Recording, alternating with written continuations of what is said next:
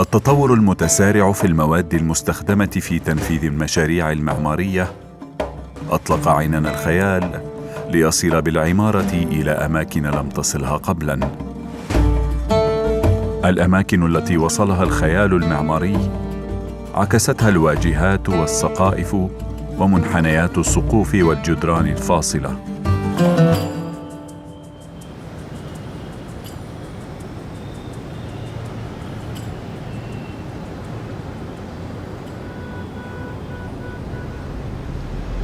الواجهات وما تفعله في تكوين الشخصية المعمارية للمبنى هي موضوعنا اليوم الذي تنقلنا فيه بين مدينتي الرياض والشارقة. مكتبة الملك فهد في العاصمة السعودية هي شاهد الإثبات الأول على بلاغة الواجهة وقدرتها على التعبير.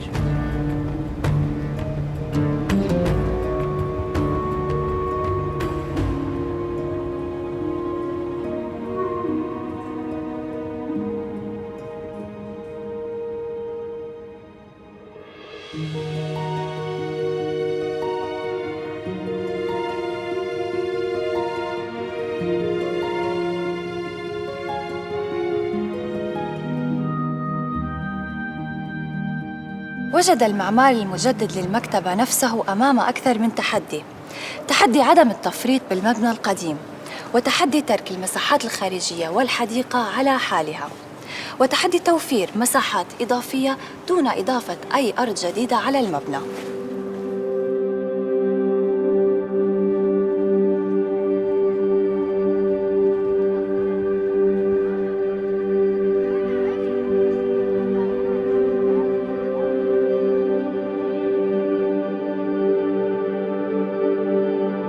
استند التصميم إلى مبدأ أساسي هو إحاطة المبنى القديم للمكتبة بمبنى أكبر منه، وتتم الاستفادة من المساحة بين المبنيين في تحويلها إلى صالات قراءة وبحث وخدمات تشغيلية.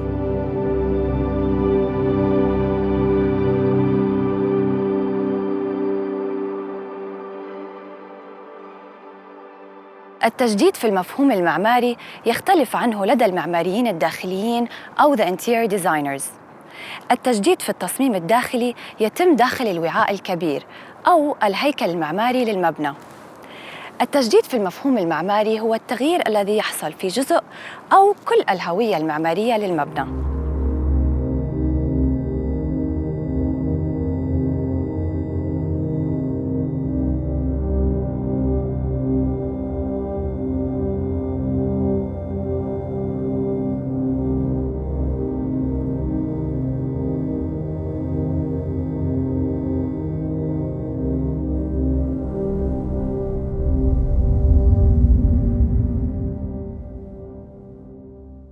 Thomas, tell me, how special was it working on this project in particular? Because as we know, there's an existing building and you came in and what happened is there was a wrapping that happened around the building.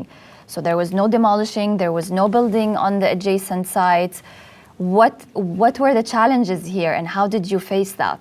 First of all, you said that was unique about this design, and I guess that's what made us win the design, that we did not demolish the existing library. We used it and we created one new single national library with the extension of it. And so we could also keep the plaza in front of it, which was previously a family park. And still is, I think it still is, right? I mean, actually, we went there. We changed it into a public plaza. Before you had to pay an entry fee and it was fenced. Oh, and okay. We had quite some long discussions with the user and the client at that time, because we had very strong feelings about making that a public plaza. So despite it being a governmental building, it shouldn't be fenced. It should be open to the public.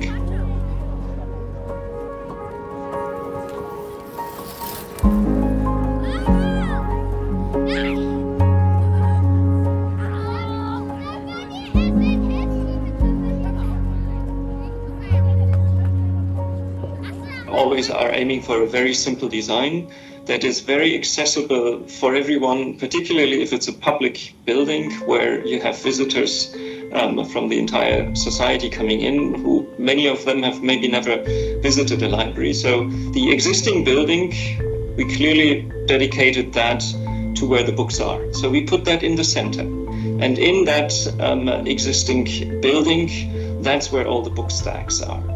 And that makes also sense because the books are sensitive to light. And if you keep them in the heart of the building, they are best protected. Mm-hmm. So that is the existing building. Then we build the new building around it as sort of a donut, a square donut. And in that building, there's all the administration of the library. All the book processing happens there on various levels. Mm-hmm. And that, again, is good because people working there, they want daylight. They want to have good working conditions. So it makes sense to put them as the perimeter of that new complex. And then thirdly, all that area that is accessible for the public, where the people can come and read the books, that is actually one continuous space on the level of the roof of the existing building or old building.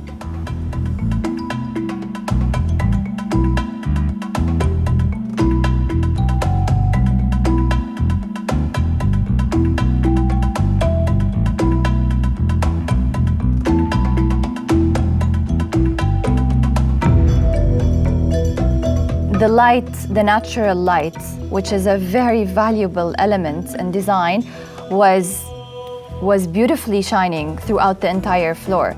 So, and I think that's because of the roof.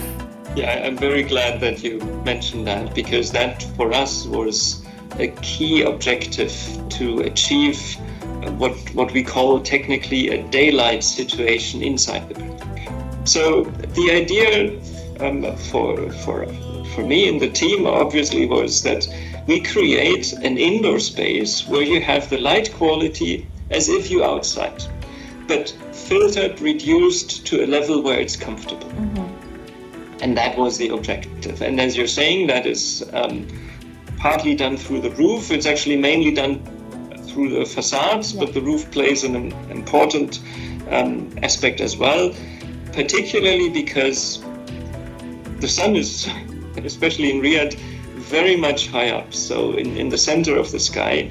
So most light you normally get from the top.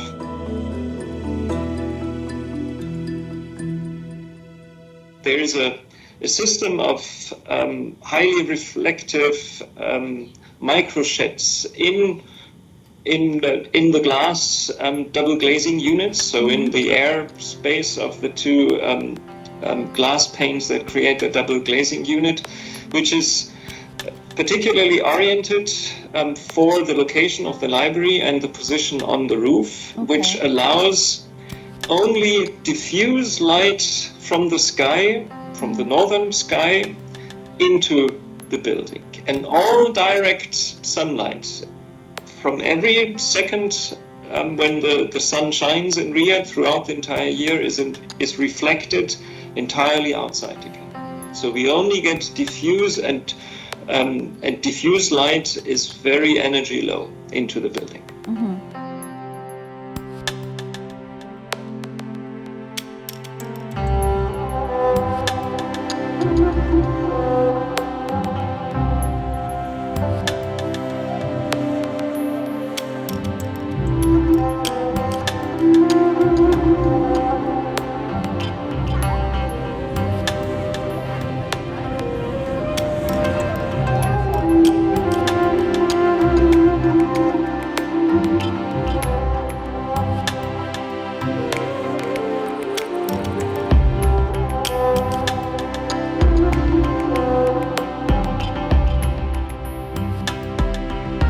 رغم وقوع المبنى في منطقة تكتظ بالمشاريع المعمارية المميزة، إلا أن المكتبة بقيت متوهجة بالفكر والمعرفة.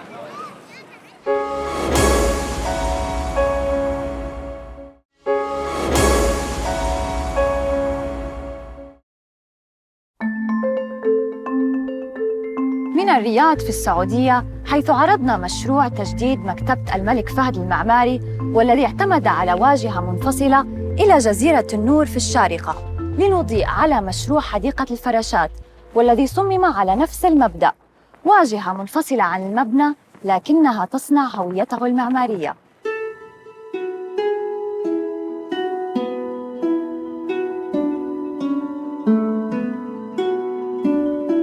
يحاكي التصميم المعماري والداخلي لجزيرة النور التصاميم الإبداعية الرفيعة لحدائق شهيرة مثل حديقة شواروفسكي في واتنز في النمسا وحدائق قصر شونبرون في فيينا. جزيرة النور احتفظت بتمايزها عن هذه المواقع الشهيرة بإضافتها التي تنقل زائرها إلى عالم آخر.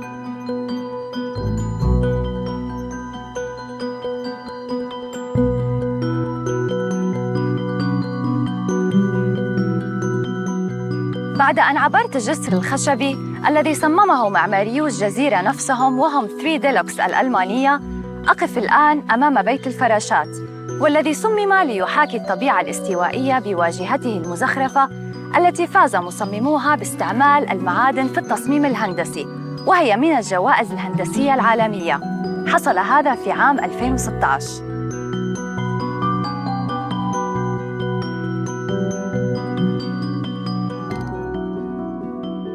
The main inspiration is, for one side, it's driven by the shapes and the forms of the butterflies, of course, because they are the true inhabitants of this building. And the other aspect that is driven the design is very much the site. So we wanted to find something where we react to the heights of the trees so that you just see enough of the building to be something that creates attention, and the lower part that blends in with the beautiful nature around it. And then I think the last component is that the element of shade and enclosure that we wanted to provide. And out of all these parameters is where then this organic shape of basically 3 leaves or elements that are leaning upon each other was created to enclose and shelter the butterfly pavilion.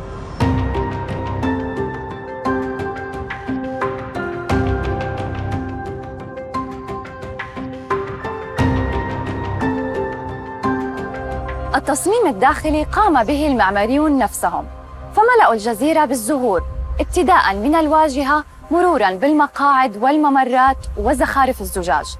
طبعاً هذا الاستخدام المحسوب كرس الهوية المعمارية للمكان كجزء من الطبيعة لا دخيلاً عليها.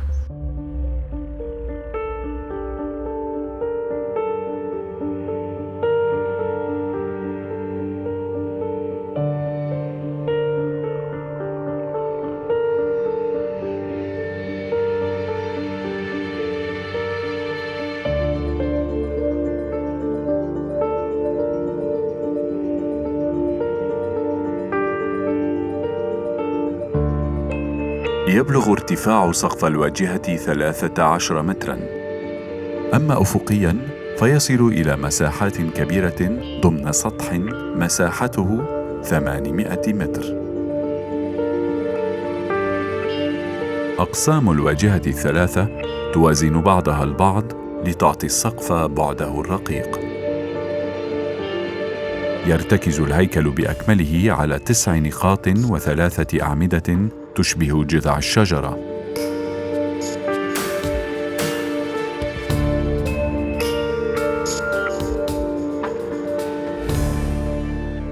Was there any part of the building constructed off-site and then assembled on-site, or? I think there were actually a lot of pieces that were assembled and then reassembled or produced off-site.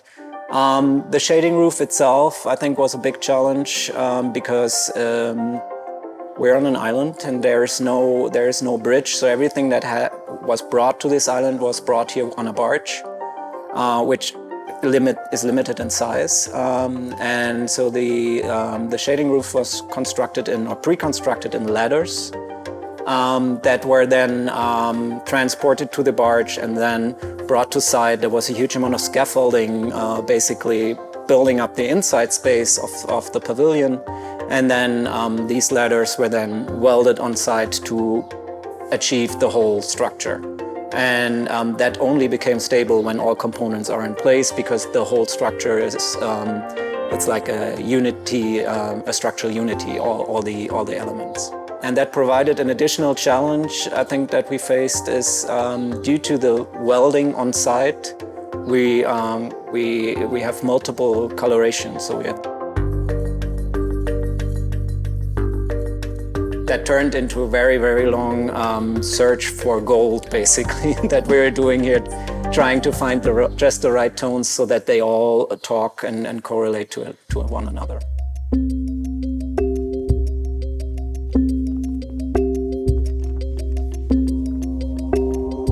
We wanted to create a light and light-filled environment. And of course, we're in a very light-filled location too.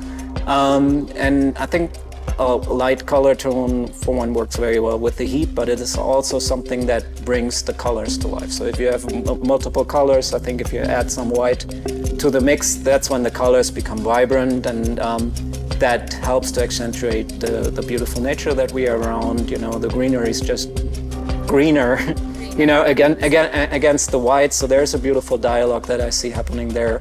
And then part of that dialogue that I briefly touched upon earlier, this overlaying of the metropolitan city, of technology and man-made items like the roof structure. It's an incredible engineering piece, actually. And then we have the delicate nature with the butterflies and the plants.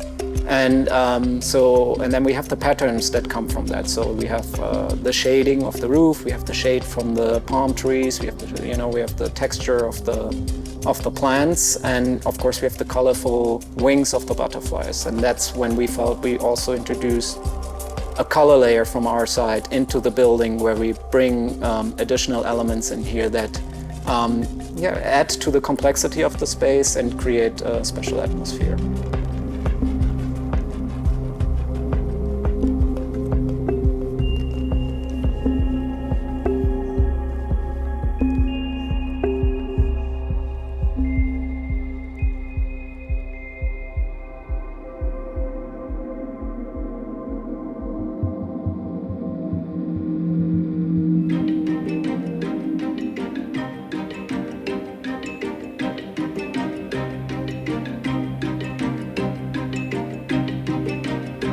تحت السقيفة وأزهارها بني مكعب زجاجي متعدد الأضلاع يعمل داخله وفق نظام بيئي اصطناعي يماثل جو الغابات المطيرة.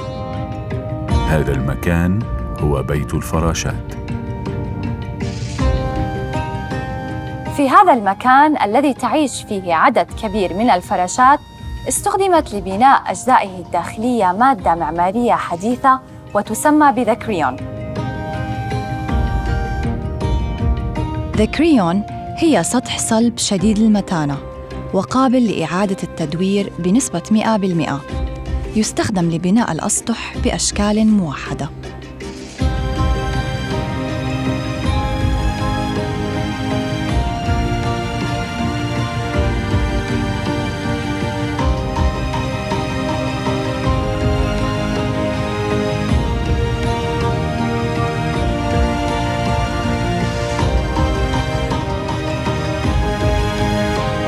جزيرة النور مثلت البساطة البليغة للعمارة، مثلت ما يمكن أن نسميه بالسهل المعماري الممتنع.